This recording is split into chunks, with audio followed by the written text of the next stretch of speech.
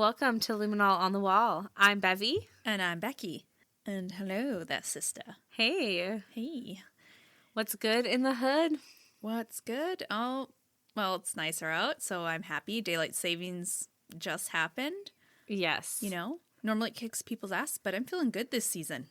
I gotta say, I was so disappointed waking up at like 10:30. I was like, why am I waking up so late? Only to talk to you and realize that daylight savings had happened and realizing that I had lost an hour's sleep. Sorry, I just had the hiccups there. But yeah, that was really sad to me. Yeah, but I feel like, how's your week been? Like a good transition? Yeah, it hasn't been the worst, to be honest. Actually, no, I did sleep for like an hour and 45 minutes like yesterday when I got home. Because I was so exhausted. But is that because you're hella pregnant or because of daylight savings? I think probably a bit of both, to be honest. All right. I do feel like daylight savings did kick my ass a little bit. But yeah, maybe a little bit of both. Yeah, so here we are. Here we are. So something crazy happened today at work. It wasn't like necessarily work related per se, but there was some extreme racism. What? That occurred just outside of our work to one of the families that comes to our school. No. Yes. Like, it was bad, Rebecca. Did you see it? No, but Kiara, the teacher that I work with, did. And she like went over and addressed it. And yeah, it was just like really bad. It was basically like people saying go back to your country and then doing really obnoxious, like stupid sounds in that person's language. Like it was about an Asian family. Oh my God. Like they were Asian. And so, yeah, it was like just terrible. I don't even want to say it because it was that bad. But if you could think of the most racist way to pretend to speak someone's language, it was like that. Oh my God. Yeah. And so it was really, really bad. And obviously my teacher that witnessed it, she's also Asian, so it really triggered her. But yeah, it was really bad. It was by some teenage kids. Yeah. I just feel like so and obviously the family that goes to our school like was really upset. You know, like it happened in front of her young son. It's not right. It was not right, Becky. So anyways, that was kind of crazy.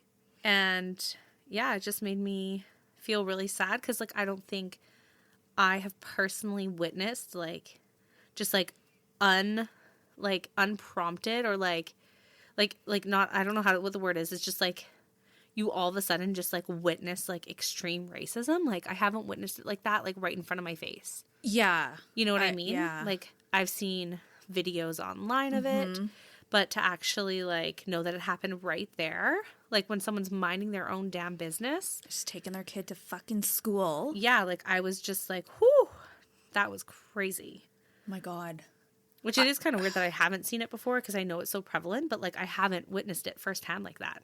Yeah. No, I hear what you're saying. Like you hope that you would like stand up for the minority or whoever's, you know, getting bullied, especially with racism. You hope you stand up for that person. But I've never actually been in the situation where I witness it like firsthand. Yeah. Or like so blatantly, like that is extreme. Like it's not like one of those like underhanded comments of stereotypes or anything. Like it wasn't anything like that. It was like, go back to your own country. Like you don't belong here. Okay, we're making it sound like there's good and bad racism. It's all bad, but there are different levels. Like there's just a different that seem way more aggressive. Yeah, exactly. And this one was just like, yeah, I don't know. I've just never seen that, to be honest. Yeah. Like, I've seen videos of it. I just haven't seen it. For sure. And like the crazy thing is that it was from another minority group in Canada. Really? Yeah. And it was like, that's just unacceptable. Like we're accepting a diverse world and we should be accepting of it. And there's like no one person deserves to be treated like that, like ever. And I just was so appalled that like, I don't know, like it's just like if you are also part of a minority group and you are spreading that type of racism yourself, like I don't know, it just like doesn't sit right with me. I don't like it. No, it's definitely just not that I'm like saying it would be better anyways, but it's just like, why are you perpetuating it when you could also be a victim of it yourself? Like that's what I'm trying to say. Yeah, it's just like another minority to another. It's like, why are you like, you guys should be like, everyone should be on the same side, but you'd think that the last person it would come from is another minority group who has probably experienced it some place in Canada, unfortunately. And I wish they never had, but it is kind of shocking. But Yeah, no, it is seriously shocking. yeah. And I was like telling Kiara, because obviously we're white. Yeah. And I was like, I think it's just like when you witness it and you see how it affects people. I don't know. I just said, I was like, it's crazy white privilege. I have to say, because I'm like, I've never experienced something like that, like ever. That is the truth. Like, I haven't either. I mean, Like, not directed at me. I said, like, yeah, like, okay. Like, there's some things about white people that are said, but I'm like, I can say, like, as a white person, the privilege of not having to experience racism like that is so real. And I just, like, yeah, it's just shocking to see it. And then also just feel for the people that it happened to and know them on a personal level. And just, like, it was just sad. it hurts your heart. You know what actually makes me mad about that, though, Bev, is I think we were raised in a really great family in regards to the fact that, you know, we were not forced, but like we were raised to treat everyone equally. It didn't matter your color. It did not matter your religion. It did not matter your gender. You know, absolutely nothing mattered other than, are you a good damn person? Yeah. And that's how we were raised. Like, it just was like a non-issue. However, as we got older and you start recognizing not everyone is raised that way, is so sad. And it's like sad to see that we've come so far. But yet, like, not far at all. Yeah. I know. And it's just like heartbreaking. And so, like, I'm sorry to anyone who has to fucking deal with that and Same here. go through that and feel less than for. Literally something you cannot change about yourself. Yeah. Like that is just heart-wrenching, and my heart just goes out to people that do experience that, like whether it's even like we said, like this like totally blatant racism, or like the microaggressions that people also do. I just, yeah, just all of it. I don't know, it just made me feel so sad, because I just feel like no one deserves to feel less than based God, no. on like superficial shit. Yeah. You know, like if you're a fucking murderer and you're a POS, like, yeah. You probably deserve to feel like shit. Yeah. But like in this situation, hell no. So anyways, thought I'd bring it up. Wow. And just say we do not support that kind of behavior. We do not tolerate it. And it's disgusting. And just don't fucking do it. Yeah. So anyways, on that note, Becky, why don't you give us a little bit of information on the case for today?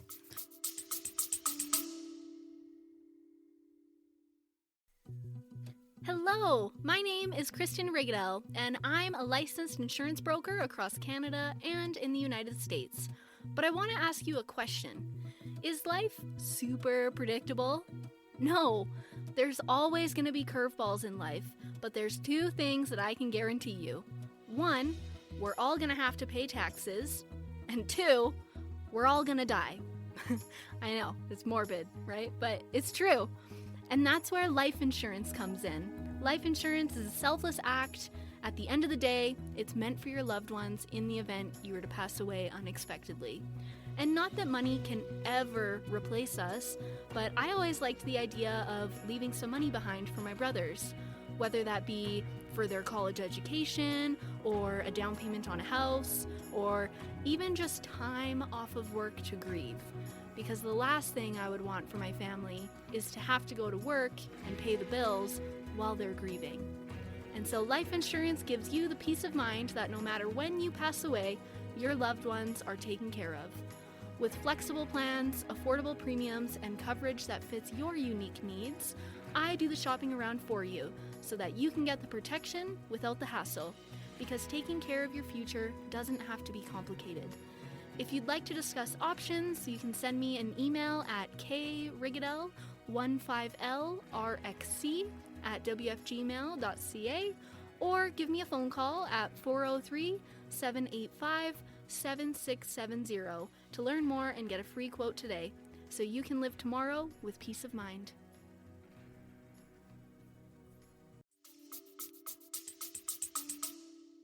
All right. Well, I don't know about you, Bev, but I have heard this case for a while. It's not the newest, but I remember hearing it on like all the old murder shows, like from the early 2000s, you know, stuff like that, like Forensic Files and stuff. Ooh.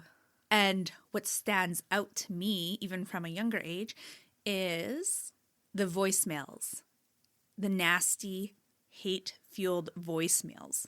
Yeah, I was wondering. Becky just gave me a face like, what did I just say? Voicemails? The voicemails? Voicemails? But yeah, But I I remember them. Yeah, I've always remembered it. So when I was writing this case, I was like, oh God, this brings me back to like my childhood and just being like, I'm scared of that lady. Ooh, I can't wait to hear about it, Yeah. Becky. And so I wonder if you're going to recognize it too.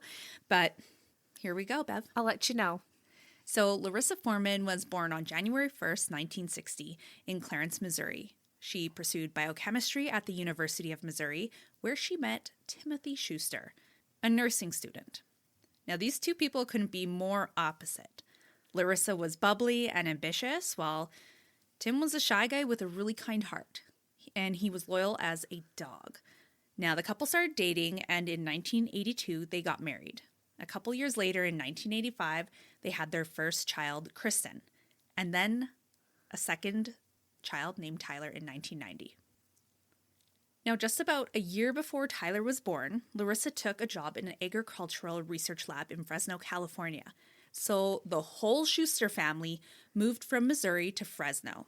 Once there, Tim secured a job as well. And after everyone was settled in, Larissa's career really took off. And she eventually made the bold decision to open her own laboratory in Clovis, California. Clovis, California. Yep. I can't believe you just said laboratory.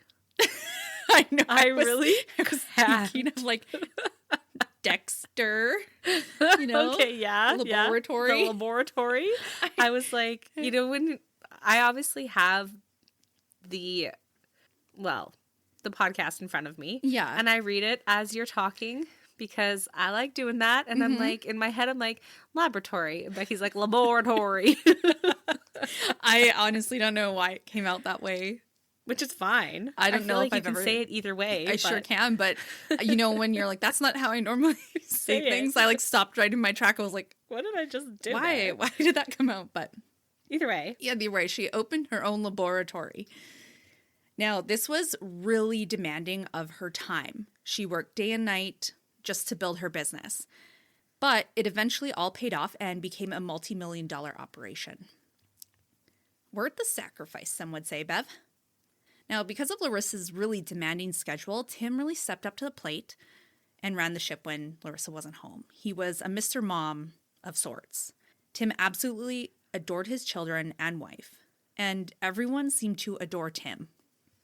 Now, just a little over 20 years into their marriage, the dynamic between Larissa and Tim did a complete 180. Larissa started treating Tim really poorly. The things she would say to him were completely vulgar, Bev. They fought over everything and anything, and they even started sleeping in separate rooms. Until one day, Larissa demanded that Tim just leave. Now, it took a little bit of time for him to secure a place, so until then, he remained in the family home. The people closest to the Schusters were baffled as to why all of a sudden things changed so drastically for Larissa. It was almost like she wasn't even the same person anymore. Like, as I was like doing my research, Bev, I kind of got the vibe, and I could be wrong, but I got the vibe that she got like really like, I created this empire. I am awesome. You serve me no purpose. I can do it on my own type of bitchy attitude. It's kind of the vibe I was getting. But like I said, Like kind of a superiority, a complex. for sure. If you will. Yes, that's really what it came across as.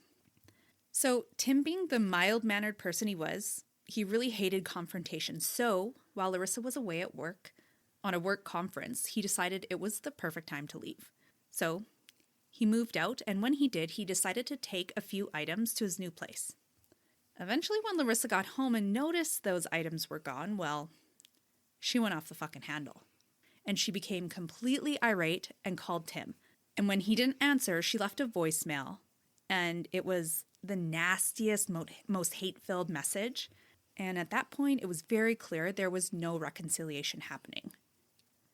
Tim and Larissa began the divorce process, and their lawyers started dividing the marital assets, which included a 3,500 square foot home in a higher-end neighborhood in Clovis, a large retirement fund, a fun money savings account with over $120,000 in it, and Larissa's chemical lab that, as I said, was worth over $1 million. All of this was bought and built during the marriage, so they had equal rights to everything. Oh, Lordy. If we're talking about a woman with a superiority complex, like, look at what I've done, I could assume this would send her over the fucking edge. Well, Bev, you are absolutely right. It did not sit well with Larissa. She was, in fact, pissed that Tim had rights to anything, specifically her lab, though, which, as we know, she worked just so hard to build. Now, the divorce became very contentious, and the custody battle, even worse. Larissa behaved and said things that made it seem like she believed she deserved everything.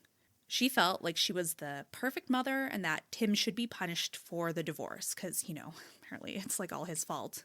In the end, Larissa was awarded primary custody of Tyler and was allowed to stay in the couple's house.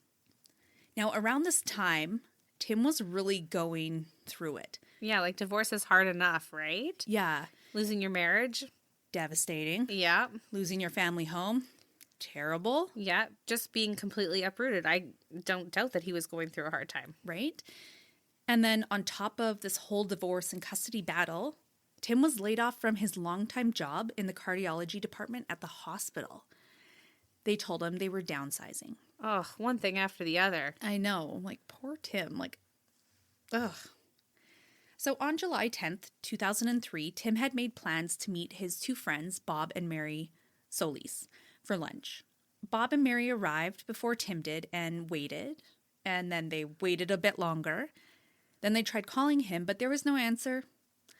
It didn't take long for them to become concerned. You see, Tim was the type of guy who was always early for everything. If the man showed up on time, that was his version of being late. One can only wish they were like Tim. Lord knows I do. I was going to be like, right, Bev? I could learn a lot from Tim. Yeah. If you're not early, you're late. Yeah. I'm like, if you're not 5 minutes late, something's wrong. Like, right. If you're early, what the hell happened, Beverly? Yeah, if Bev walked to my house 5 or 10 minutes early, I'd be like, what are you doing here? Yeah. I wasn't ready yet. Yeah, exactly. I thought I saw Becky's like, I got like 15 minutes of leeway. Maybe even like 30, depending. You're not wrong. No. Let's be real. So because of this concern, Bob started calling their mutual friends and learned that Tim had not shown up for an important meeting with the hospital to discuss his severance package. Now, that would be a very important meeting. Well, yeah, that's like your whole life's work culminating to a severance package, which you ain't missing. You ain't freaking missing, bro. Right?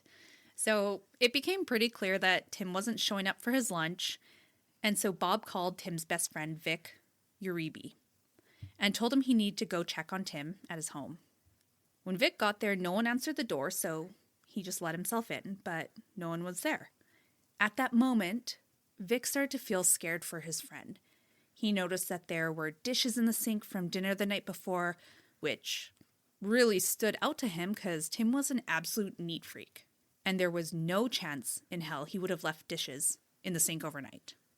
Yeah, I'm starting to get a really good picture of who Tim is. Like, always on time, neat freak, was like a mamasaur of sorts. Mm-hmm. Exactly. Like, very responsible and, like, organized, you know? Yes. So, yeah, dishes in the sink, like, that wouldn't be the case with this man. No, it would not. And then when Vic went into Tim's bedroom, he saw Tim's cell phone, wallet, and watch on the bedside table. Oh, Lord. And exactly what Bev is thinking, Vic is thinking. He was worried, and he called the police. Yeah, those are all your essentials. Yeah, like, he would not be going without them. Even if he wasn't so responsible, he probably would have taken that stuff too. Yeah. Right? True that. So the following morning on July 11th, Officer John Willow arrives at Tim's place. So it took them a little while, but they made their way. The officer announced himself and went in. Officer Willow said it looked like someone had just up and left. Everything was still there, Like, it looks like they were in the middle of just living and were gone. Yeah. He noticed a chair with an open briefcase near the front door. Beside it was an empty gun holster. While looking closer, the officer saw that the chair cushion looked like something was wedged underneath it. And when he lifted it, there was the butt end of what looked to be a handgun. Like, why would there be a handgun Hidden. under the chair cushion? Like a recliner, like Lazy Boy type. Oh, interesting. So it was under, a living room chair. It was Yeah. weird. Why would it be there, and why would Tim not be with it? Yeah. Within hours of this finding of the gun, the Clovis police had a search warrant for Tim's residence and marked Tim Schuster as a missing person. While executing the warrant, they found a tape recorder in the open suitcase, and based on the setup, they believe that Tim had answered the door with a gun and had hidden it for some reason, like didn't need it, because why else would it be there? So that's just their theory, but otherwise, why would it be there? So when the officers played the tape, they heard conversations between Tim and Larissa Schuster.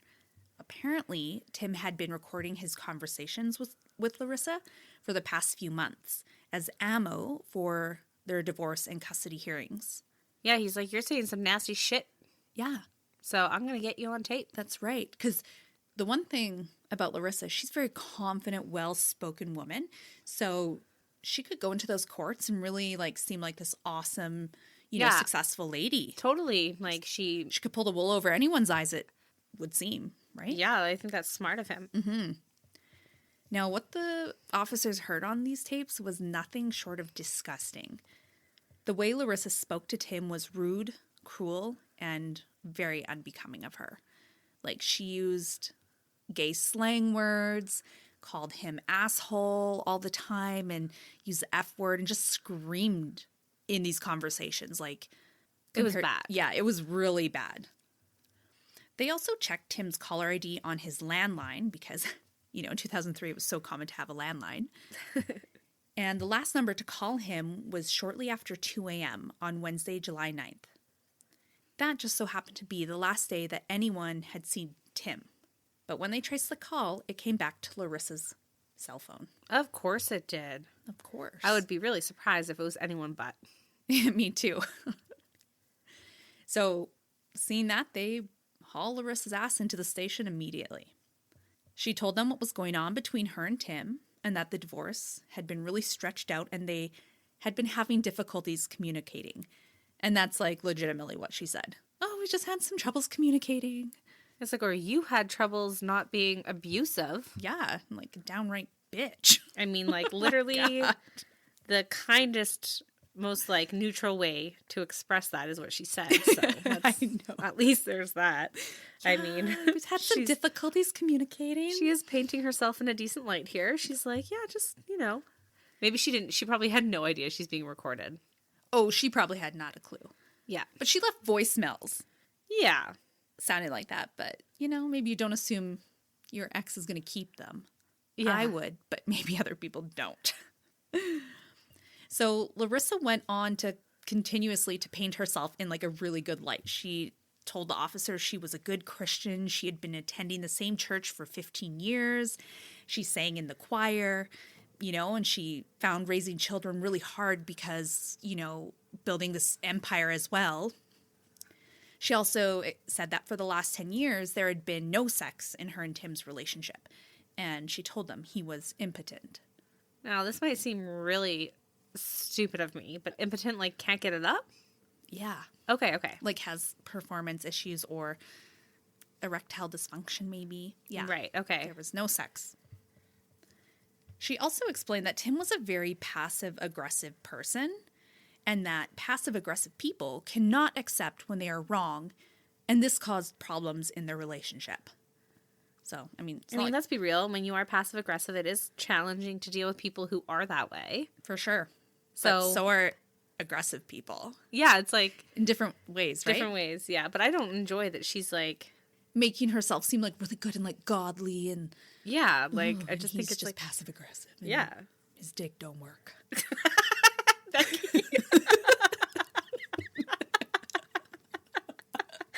Oh my God. You're hilarious. Oh, That thank was you. good. That was a guttural laugh for me. That was good. I was not expecting you to kicked say your that. head back. I saw that. I was like, oh yeah. Keep it in the memory bank, okay?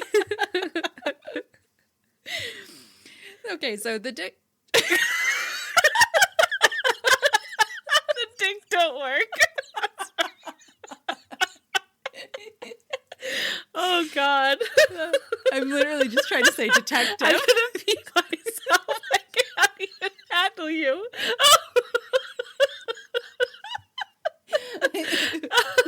That's good. Okay. I'd be like, Jamie. Just kidding. Oh, man. Oh, good. I want to just quickly reconvene because I Yeah. really want to keep that all for you guys. I know we laughed for a little bit there. One time, total side note, guys, me and Becky got criticized from our podcast. On one of our podcasts, someone wrote a comment, I think on Spotify, was it, Becky? Yeah. Saying they just laughed for 5 minutes straight At their own jokes. And so now I feel like that's in my mind because I don't laugh too hard, even though F that person, because you gotta laugh. If someone's mad at you for laughing, Yeah. It was one of our newer podcasts that we had we had just started. It wasn't I feel like and it was fucking funny. it was funny It was regardless. I don't funny. have to defend my goddamn laughter. Yeah, if you guys want to know, it's shit eating grin. That was the episode. Anyways, It was. so Shame that's on just that as lady. a side note. But yeah, Clearly we don't take criticism well. I'm detectives, kidding. Becky, detectives. Right. Not detectives. All right. So the detectives were just sitting there wondering when they were going to get a word in because Larissa was word vomiting all this information.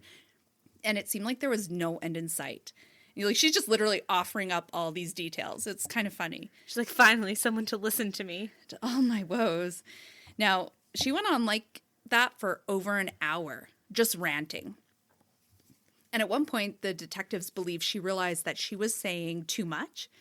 And she started to explain that she had been taking Vicodin the last couple of days and had dry mouth. And that's why she was What stuttering and the rambling. fuck? But somehow she even then just kept going. Oh my God, this girl's got a lot more issues than I thought. Verbal diarrhea. It's a Verbal real thing. diarrhea. Yeah. Holy shit. Now, I don't think the detectives were able to get a single question in until the topic of Tim came up again. They asked, "What is your gut feeling on where he's at right now?" Larissa just slapped her legs, shook her head and said, I don't know. And after that, she quieted right down.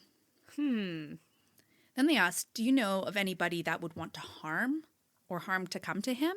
Specifically, the name of somebody. And she was like, "Nope, I don't know a single person." So as the detectives were chatting with Larissa, one of them noticed 3 little semicircle scrapes on one of her legs. And they looked really fresh, like a fresh scratch. The detective said they stood out to him because he'd seen this exact type of injury in domestic violence cases where a spouse had forcefully grabbed a leg and dug their nails while they were trying to get away. Semicircle, yeah, I know exactly what you mean. Breaking the skin, right? Exactly.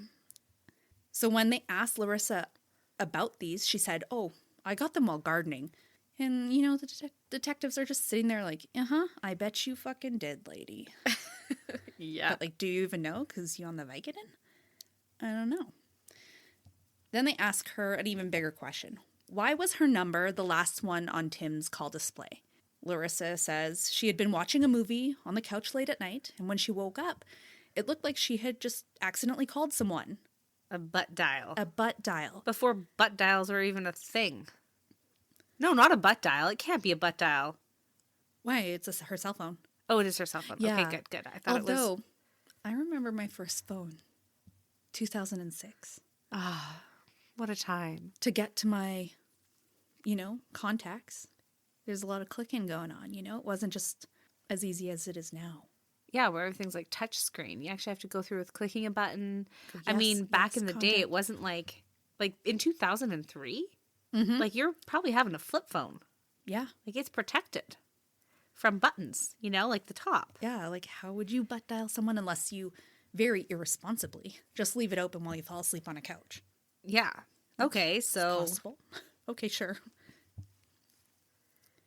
But outside of the butt dial, Larissa said she hadn't had any communication with Tim that day at all. her phone just called. She had no idea, and that was that. I guess so. Now, detectives find this really odd, and they tell her so. So Larissa tells them that Tim's number was on speed dial, so she could have easily called him by accident.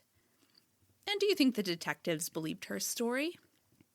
No, they sure didn't. And they asked if she had her cell phone on her. She says no, it was at home. One detective gets up real quick from this interview. He leaves the room and heads out to the parking lot to check her car. He was hoping that maybe... She's a goddamn liar. Yeah, and she just left her cell phone in there. And lo and behold, it was sitting on the center console. So he dials the number that appeared on Tim's caller ID, and sure enough, her phone starts ringing. He heads back inside and says, "Good news, Larissa. Your phone is actually in your car. Let's go grab it so we can take a look." And at that point, you can really clearly see that Larissa is less than impressed. She could also just say no. Yeah, she could have. She could have been like, this is where this interview ends. Yeah. I want a lawyer. She could have. But she didn't. Because she's word vomiting. That's right. She's trying to explain everything, make it all make sense.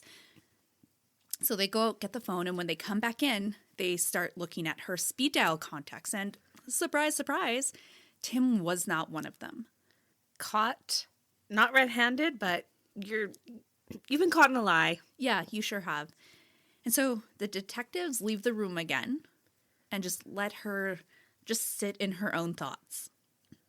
And when they watch her on camera, she starts furiously working on her phone. And when they come back in, she says, "Oh, Tim's number wasn't here. It was just attached to a different name." I believe she said it got mixed up with her son's phone number or something like that. But while going through the menu, she must have just accidentally deleted it. So it's not there. Convenient, right? Yeah, after they saw you furiously, button mashing. I was going to say diddling your phone. Oh, Becky. Yo, you know how much you had to press those buttons? Could be diddling. I mean, doesn't diddling kind of have, a sexual innuendo to it ever since Diddy has been caught diddling? The diddler strikes again. Diddler strikes again.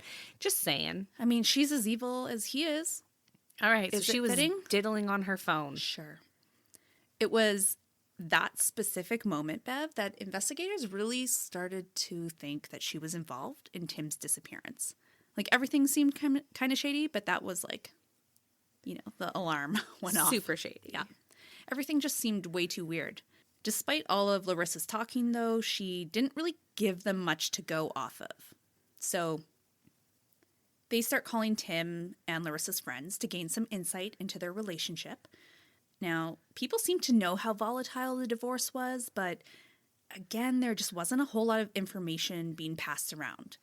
Until, that is, they spoke with Larissa's manicurist, Terry. Ooh. Now, I can slightly attest to this. I haven't even told you what she's going to say yet. But as a massage therapist... People tell you their life story? Oh my God. You would be surprised the things that I have heard. It's like when people are in a relaxed state. And kind of vulnerable. They're just like, la, la, la, la. Just let it all they out. Sing and want you to know everything about them. All the juicy gossip. Oh. I had, in fact, a long, long time ago, when I was a somewhat new massage therapist, I massaged a husband and a wife separately. And the wife just one day blurted out that she was having this crazy affair. Oh my God. And then she's like, "Oh my God, I don't know why I told you that." I was like, no judgment. I mean, it's not my life. And she's like, "Do not tell my husband." So I kept that secret for a really long time. Oh my God. Well, I kept it forever until right now. Right. And you're not going to name names because fuck it. She husband's already probably found honestly, out. It was so long ago. I don't think I even know their names at all. Yeah. So well, it's that's irrelevant. Good. Well, it's not irrelevant. I'll remember it forever. But holy crap. yes. So the guts are spilled when you're in a relaxed, vulnerable situation.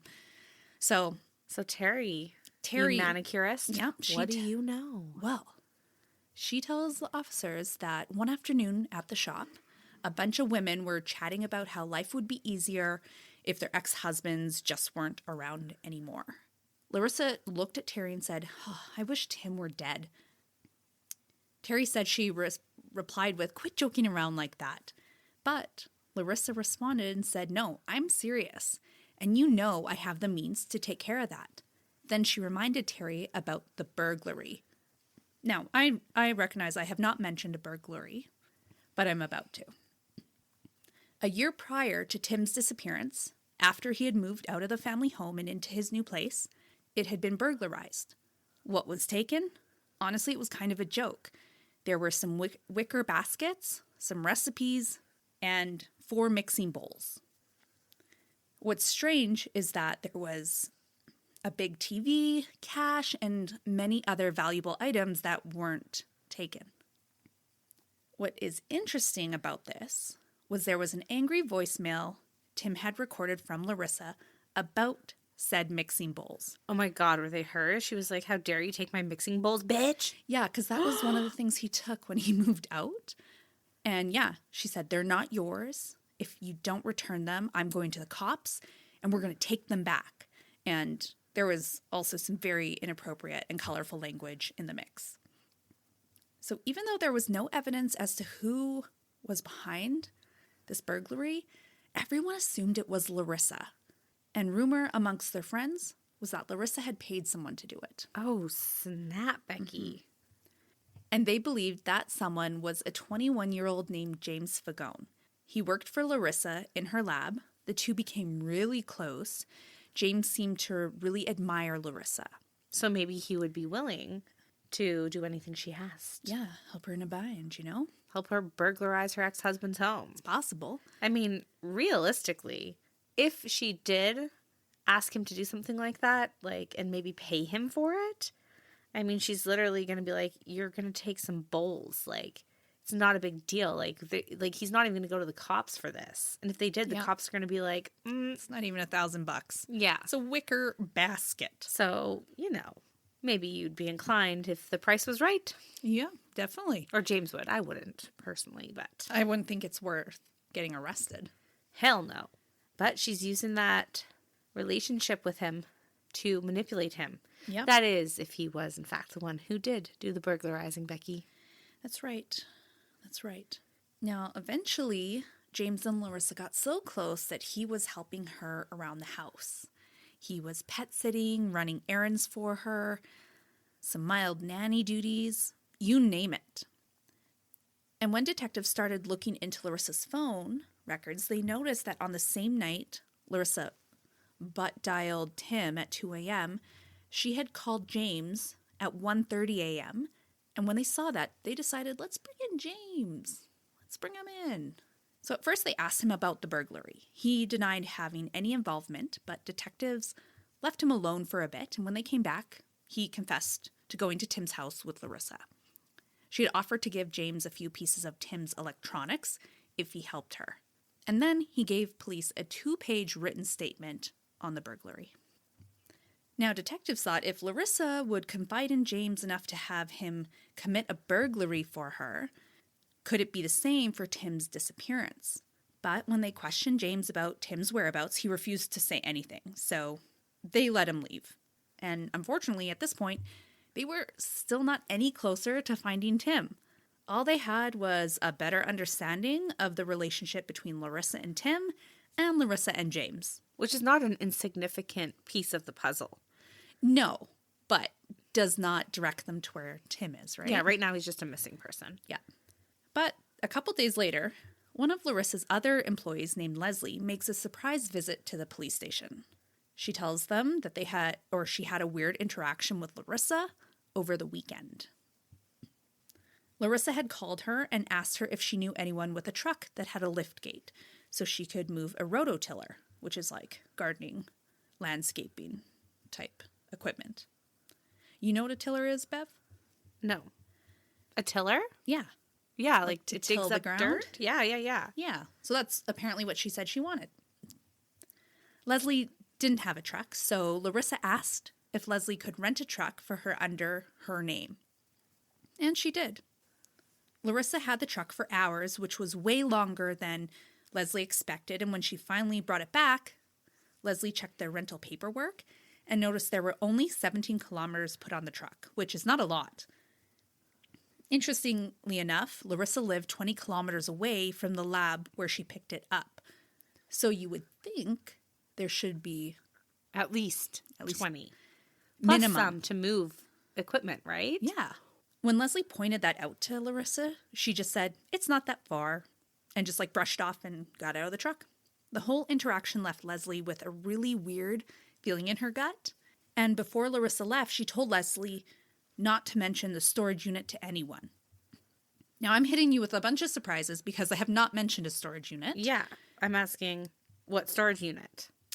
Well, about a year prior, Larissa had gotten Leslie to rent a storage unit for her under Leslie's name.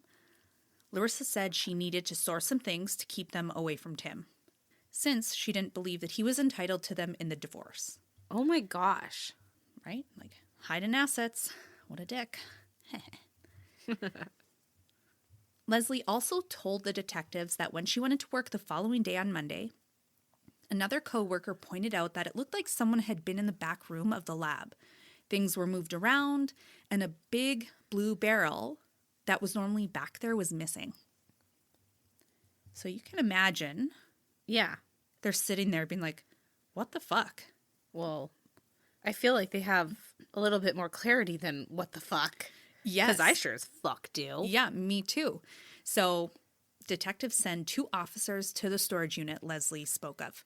They asked the employee if they knew anything about the truck, the blue barrel, and the specific rental unit. But they didn't have anything to report, so they go check out the unit themselves. And immediately, they notice a disgusting smell coming from it. And they called the detectives to come over ASAP. Yeah.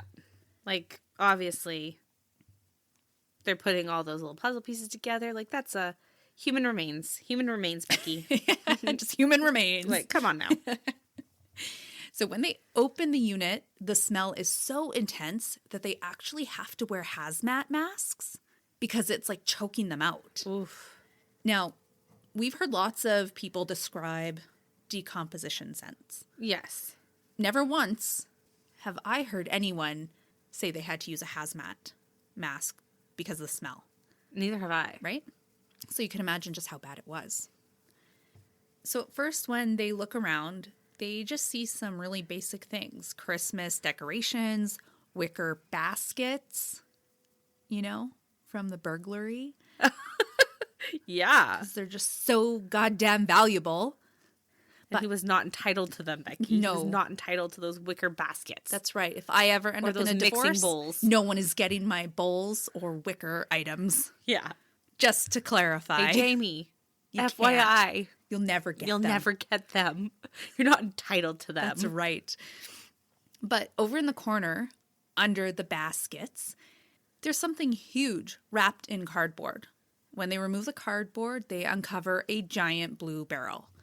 And this was the obvious source of this terrible smell. When they open the barrel, they find a thick liquid inside. And in that liquid, they see a leg bone that Oh my looked gosh, to be Becky. human. So now, obviously, we're understanding why the smell is so bad. Because I'm assuming that whatever liquid this is, which I'm sure you'll get to, is speeding up the rate of decomposition. Oh, it is completely dissolving the body. Yeah, so then obviously that smell would be so prudent. Yep, you got it. Now, it became quite clear quickly that this was a vat of hydrochloric acid being used to dissolve a body, and any identifiable features a person would have were completely gone. So they took the entire barrel and its contents back to the lab in hopes to get a DNA sample. Now, I don't want to ruin the story, but I feel like we're all kind of feeling that same way. This must be Tim. Oh, yeah. Right? Of course. If you weren't thinking that, I'm sorry. Kind of spoiled it, but maybe and you also, missed something. like, maybe you're not very good at puzzles, okay? Right. Yeah. So at that point, the police were pretty insistent that they wanted to arrest and speak to Larissa. They applied for an arrest warrant, but Larissa was vacationing in Florida, so they also had to apply for extradition. In the meantime, they bring James back in and start turning up the pressure. And they start asking about the storage unit and the barrel. James tells investigators that Larissa had talked to him about killing Tim, and he knew that she would try to rope him in. But detectives are like, okay, so you're trying to like minimize your involvement or say that you thought she would try, but it never happened. So detectives tell James, that's why you're here. We already know she roped you in. Like, don't use your dumb words here, man. And James doesn't even try to deny it. He actually folds immediately. Well, he's like, oh, you caught me. Here's everything. So James said they went to Tim's home. They went up to the front door, and James stood off to the side, out of sight. He heard Larissa say to Tim, I'm at the front door, and I need your help. It's believed that Tim had gone to the front door with his gun initially because he knew it was Larissa, but because of all her horrible voicemails and, like, she had threatened that he would be gone and, like, killed. Like, she was so bad. It's thought that he brought that gun just in case she was looking to do something shisty. Right. But when he saw her there alone, and she looked frazzled and distraught, he hid the gun under the chair. So that kind of fits with what the detectives had thought initially. it's a good theory. Yep. So when he opened the door, that's when James jumped at him and attacked him. He was armed with a stun gun and eventually brought Tim to the ground. And while on the ground, Tim was grabbing at Larissa's leg, like trying to fight them off. Makes sense. And especially then, with those semicircle right? It makes gouges. sense.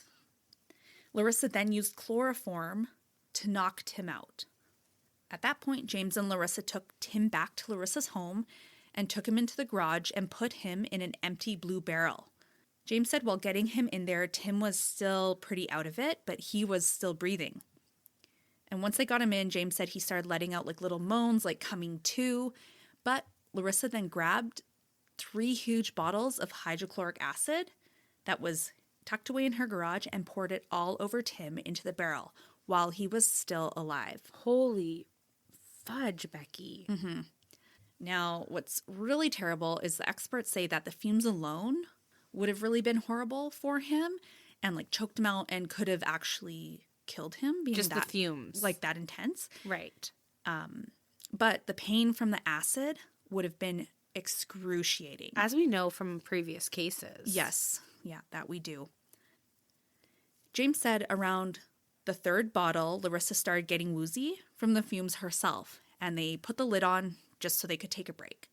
After that, the two brought the barrel into the garden shed and locked it up for the night. They were like, well, we've put in our work. We'll reconvene the next day or something. Now, the next day, while Tim was still in the shed, was when Larissa was brought into the station initially for questioning. Shut the front door. After she left, apparently James and Larissa drank wine in the hot tub. Disgusting. Right? Like just a casual, stupid Saturday or Sunday. Like, how can you just drink wine casually and chill in a hot tub while that, like, after what you've done? I can't. No, it's just shows like she doesn't give a shit. She's happy to have him out of her life, right? Like, she doesn't care. Yeah. And it was at that point in the hot tub, drinking the wine, Larissa told James that she just couldn't keep Tim there, and she needed his help to get rid of him. Hours later, James and Larissa loaded the barrel onto James's truck and brought it to her lab. Apparently, the initial 3 gallons of acid weren't enough to dissolve Tim's body entirely. So at the lab, she filled the barrel completely with acid and put the lid on. Apparently, at that moment, James asked if he could go home, and she said yes. But she made it very clear that he needed to stay quiet. I mean, you just watch this lady pour acid all over her ex-husband. I would not be trying to rat on that lady. No. No. I mean, that's a pretty... But, you know, he was a part of it. Like, he did use the stun gun. I wonder, currently, maybe we'll get more information later, but I wonder if he knew that the plan was to outright kill him in this way, you know? But it seems a little bit desperate of James. Like, can I go home now? Like, oh, like, you know, I wonder. Yeah. I just wonder what his state of mind was and what his involvement truly was and what he thought about the situation. Yeah, exactly. So after James left, Larissa had realized the barrel was already beginning to smell. The acid alone smells pretty bad, but then when it starts dissolving the body, it smells like really bad. And her first thought was that she could just leave it there, like there was enough acid that it would be fine just to stay there, I guess. But when the smell was so intense, she realized she had to come up with another plan and fast because she had employees come in by the next morning, Monday. And that's when she contacted Leslie to rent the truck. So at this point, hearing this from James, they know we just got to go get Larissa. I don't care if she's in fucking Florida. So at that time, Larissa had actually left Florida and was heading to St. Louis, Missouri to meet her mom. But when she got off the plane, she was met by 2 detectives who instead took her straight back to California. Like, sorry, Mom, quick visit. Now, what's crazy is when Larissa was arrested, she didn't object to anything. She didn't ask what was going on. She didn't ask if they found Tim or even question if they had the right person. And they believe she didn't ask because she knew, She wasn't even trying to fake it, I guess. So back in California, Larissa went straight to jail and stayed there for 4 years until her trial, and so did James. Now, out of the 2, James went to trial first. His defense? That James Fagone was forced to do Larissa's dirty work, and he was just too scared to say no. After all, like I mentioned, this woman who went berserk over whisker baskets and mixing bowls. Did I say whisker? Yeah, you did. Wicker baskets. That was like last week when I said Jathan. Jathan Statham. It's the 2 H's, like Statham. And it's like baskets and whiskers. Wicker and whiskers. Anyway, she did go berserk over wicker baskets and mixing bowls, so. Yeah, so what would he do, or what would she do to him, right? And on top of that, Larissa was the only one with access to that quantity of acid. After all, the barrel was 55 gallons. So it's a lot of acid. Yeah, it definitely does seem like she is the one who ultimately did kill her husband, right? Oh, for sure. Like, she just kind of made James tag along. Yeah. Seduced him, maybe. But at the end of the day, he was an integral part of the whole process. Yeah. So. Exactly. So the jury saw right through it and found James Fagone guilty of first-degree murder. The jury clearly didn't think he was the mastermind, and they actually requested that the court be lenient with his sentence. But the judge sentenced him to life in prison with no possibility of parole, like the maximum. So the judge was like, no, it was heinous. I don't care about your suggestion, jury. Well, it was fucking heinous. It was. It is heinous. Yeah. That is a disgusting way to kill someone. And if you're there, like, you don't even try and stop her. Like, this is wrong. Nothing. You let it happen. You drank wine and had a hot tub with her while there was a body. Yeah. Like, you clearly were not riddled with guilt, even. Yeah. Like, if that was me and I truly felt like that, like, much in danger about helping someone, like, being forced to, I would probably call the cops immediately and be like, you need to protect me. This is what I saw. I'm so sorry that I was even a part of it. Like, I would feel so horrible. I would have to say something. And he lied initially. Like, he was a part of it. Exactly. Whew. So then, in 2007, Larissa Schuster, her trial began. She decided to testify in her own defense. Oh my God, Becky. I know. Now, her story was that James was just completely infatuated with her, and she had confided in him that Tim was abusive and stealing from her. Yeah, baskets, right? And bowls. Stealing whisker baskets. Whisker baskets, that's right. So James apparently took it upon himself to eradicate this issue for Larissa.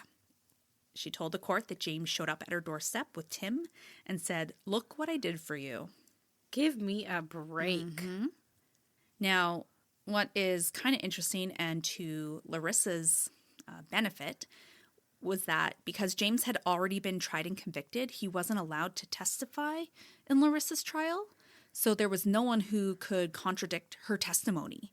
So her case became a circumstantial one really fast. Oh my God. Mm-hmm. Please don't tell me that this well-spoken woman sways the jury. I will freaking lose it. Please, please. Well, Bev, Please. Larissa gave an Oscar-worthy performance on the stand. She remained calm, cool, and collected. She was never once frazzled. Like a true psychopath. Yeah, true psycho. Answered every question with confidence and spoke very clearly. She never stumbled, and she was on the stand for 5 days straight. That is a long damn time to keep your story straight and not sound like you're a lying piece of poop. Yes, Becky. Right? Oh, I'm scarred. So after her testimony, everyone was seriously worried that she actually might have pulled the wool over the jury's eyes. But after 6 days of deliberation, the jury came back and found Larissa guilty of first-degree murder. You can breathe Thank now. God. Oh, my gosh. And she was sentenced to life in prison without the possibility of parole. At her sentencing hearing, her daughter Kristen gave a victim impact statement, which, well, I'm going to read it to you, but it's I couldn't imagine having to give this type of statement or having to feel like I wanted to. I just couldn't imagine it. Oh, God. I need to hear this. So she says, "You've given up all rights as a mother, wife, daughter, friend, and woman. You're a disgrace to this family, a pitiful excuse for a human. I pray you're continually haunted at night by the sight and sound of my father, fighting for his last breathing moments on this earth. I hope you toss and turn and have horrible nightmares, visualizing the horrific act of violence you committed." So imagine feeling that you had to say that to your mom. Yeah, I mean, like, that would be hard, but at the same time, I would hope that I could. If my mom did this to my dad, holy shit. For sure. I would probably say worse things, honestly. Like, not worse things, but I would take the opportunity to just, like, really tell them how you felt and how yes. what their impact was on your life and exactly. everyone around them. Totally, because what she did was horrifying. So, but I do get it. It's like the fact that her mother put her in a position to even have to say this to her. Mm-hmm. Now, what's really sad is at this time, Kristen was quite a bit older than her younger brother, Tyler. And so she was an adult and was able to take care of herself, but her younger brother still needed someone to take care of him. So his loss was quite substantial. I mean, they both were, but, you know, he's still a young... He's developing as a human being, and yeah. he lost his mom and dad. Yeah. And it's all his mom's fault, you know? So that's... I feel so bad for him, because imagine having to grow up and become a young adult with that in the back of your mind. Yeah. It's got to affect someone real bad. Now, one of the detectives said the reason why Larissa didn't get the death penalty was because Satan wasn't ready for her in hell. He wasn't even ready to come up against somebody so evil. So there's gotta be a special place in hell for someone who literally kills someone while they're still, like, okay, wait, no, that's not going to make sense. Kill someone while they're still alive. I feel like that's always how it happens. But, like, to... like, pour acid and have them feel that whole death. While they're still breathing. Like, it's a terrible way for someone to die. Yeah. Now, at the end of the day, many people suffered. Tim and all the people that loved him, including his children, that now have no parents. And like I said, they have to live with the horror of what their greedy and crude mother did to their loving, caring father. And my heart breaks for those kids, regardless of their age, you know, like... My heart also breaks for Tim, like... And obviously Tim. I know, but it's just like, wow. Yeah, he loved his family, like, wholeheartedly. Even Larissa, until she flipped on him, you know? And it just sucks that the world has to lose these awesome people at the hands of someone who's so terrible. Yeah, no kidding. So our hearts definitely go out to this family and the children, because, damn, I'm sorry you lost your father. Yeah. In such a horrific way. Yeah. And damn, Larissa, like... Way to be a savage. Like, seriously. Ugh. Now, Becky, I gotta say, I don't remember this case at all. Really? I thought the acid would... No, I don't remember it at all. So this was all brand new to me. Well, I mean, I guess your lucky day for getting a nice surprising story. Yeah. Yeah. Now, Larissa has been dubbed the Acid Lady. I can see why. Due to her...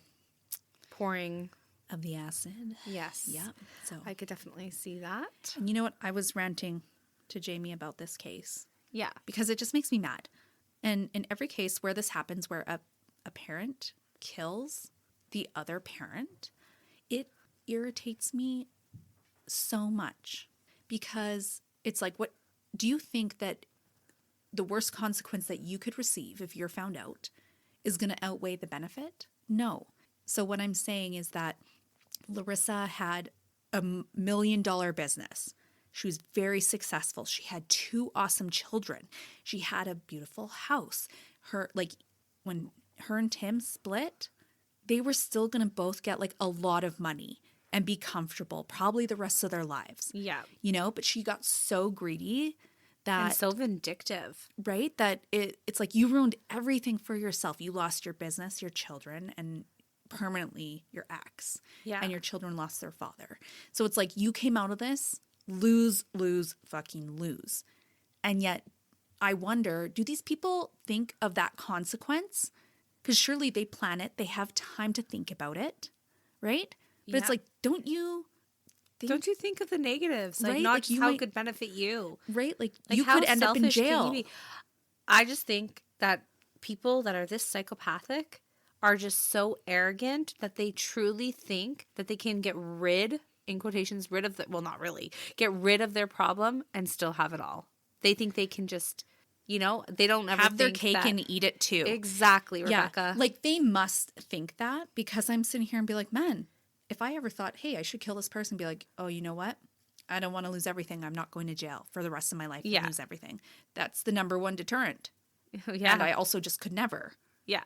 right? So these cases confuse me and it makes me mad because no one wins. No one wins. No one wins. So, well, Bev, that's the acidic case I have for you. Thanks for listening. Thanks for sharing.